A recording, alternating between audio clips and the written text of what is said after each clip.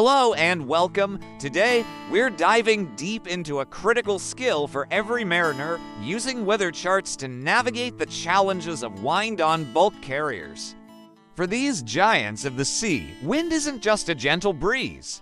It's a powerful force that can impact everything from navigation to cargo handling. Let's explore how professionals master this element to ensure safety and efficiency. Imagine this. You're on a Panamax bulk carrier, fully loaded with iron ore, steaming from Singapore to Durban. It's 0500, and you're 600 nautical miles east of the Seychelles. The swell is picking up, and the wind is already hitting 22 knots, with gusts up to 28. As the officer of the watch, you're not just feeling the change. You're seeing it on the synoptic charts. A low-pressure system is tracking west right into your path, promising winds of 30 to 35 knots. This is where proactive seamanship kicks in.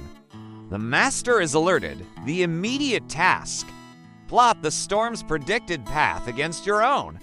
The charts are your crystal ball. The master's order is clear: find a new route. The goal is to sidestep the worst of the weather while respecting the vessel's draft and stability. The chief mate quickly calculates that a 12-degree course change to the south will keep the vessel in a lower wind zone. The trade-off, a 5-hour delay, but safety always takes priority over schedule. The master gives the command. The course is changed. The chief engineer is instructed to adjust ballast to maintain stability against the building seas. On deck, the crew double-checks that all hatch covers and any loose equipment are securely lashed down. The helmsman feels the ship's response immediately. The steering is heavier. The vessel starts a minor roll, but she's holding steady.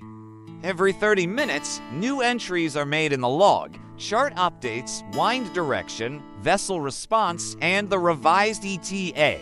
The lookout is enhanced. This isn't just reacting, it's a symphony of coordinated action, all orchestrated by interpreting lines and symbols on a weather chart. Now, let's shift scenes. Our bulk carrier has arrived safely in Durban, South Africa, and is alongside the berth, loading coal. The journey's over, but the weather challenges aren't.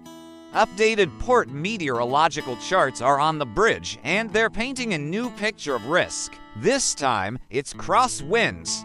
Forecasts show northeasterly winds of 20 to 25 knots, with gusts rocketing to 30 knots.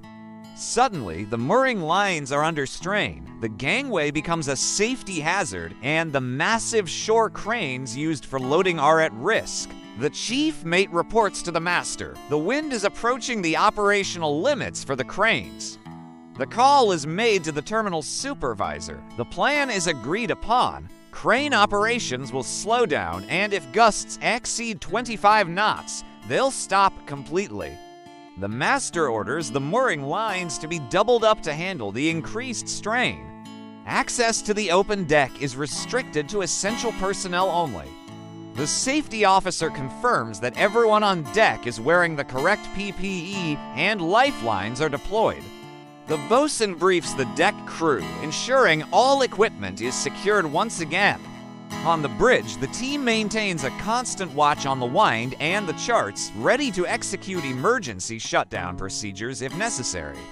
Every decision, from slowing down loading to doubling the mooring lines, is driven by the forecast. So, let's break down the risks. When a vessel is underway, high winds can cause leeway or drift, pushing it off course. This is a high-risk situation. The controlled measure: use the weather chart to calculate the true wind, not just the apparent wind felt on board, and then alter course, adjust speed, or transfer ballast to counteract the effect. Another risk at sea is cargo shifting, especially in heavy weather. While the likelihood might be low for dense cargo like iron ore, the severity is extremely high. That's why reinforcing lashings and following heavy weather checklists is non-negotiable. In port, the hazards change, but they are just as serious. Crane instability due to high winds is a high-risk event. The only safe response is to suspend operations when wind limits are exceeded. Spillage of cargo, like coal, is another high-risk possibility. This is mitigated by precise wind monitoring and limiting crane movements. Even mooring lines, which seem so robust, are at risk. A snapped line can be catastrophic.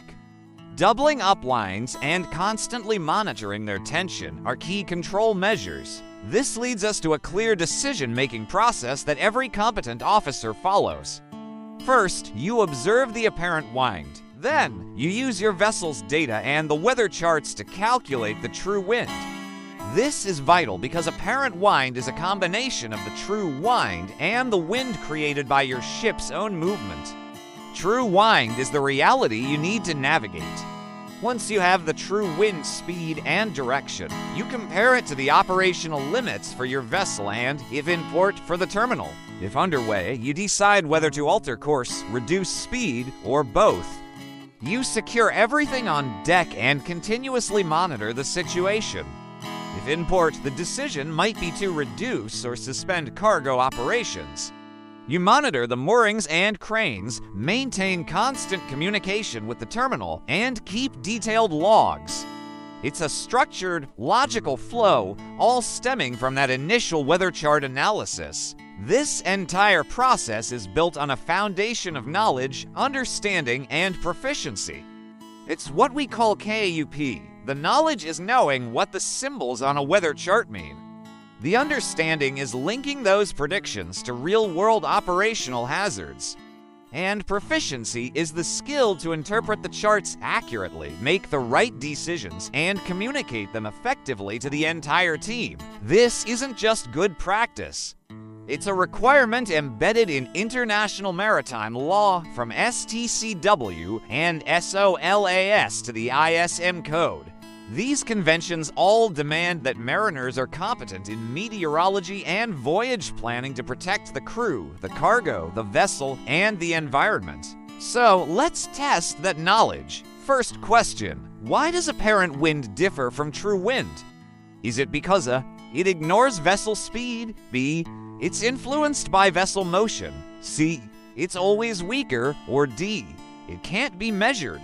The answer is B, your ship's own speed and direction combined with the true wind to create the apparent wind you feel on deck. Second question: during port operations, if wind gusts exceed crane limits, what is the correct action? Continue operations. B, halt operations until it's safe. C, speed up work to finish faster. Or D, ignore the readings. The correct and only safe answer is B. And finally, why are weather charts so essential? They improve crew rest schedules. B, they predict navigation and cargo hazards. C, they only predict temperature. Or D, they are used exclusively to reduce fuel consumption. The answer is B. While they can influence rest and fuel, their primary role is to predict hazards. The lessons learned are clear. Regular, thorough analysis of weather charts is non-negotiable. Early adjustments to course, speed, and operations are what separate a safe passage from a potential disaster. And clear communication across the entire crew, from the bridge to the engine room to the deck, is what ensures everyone stays safe.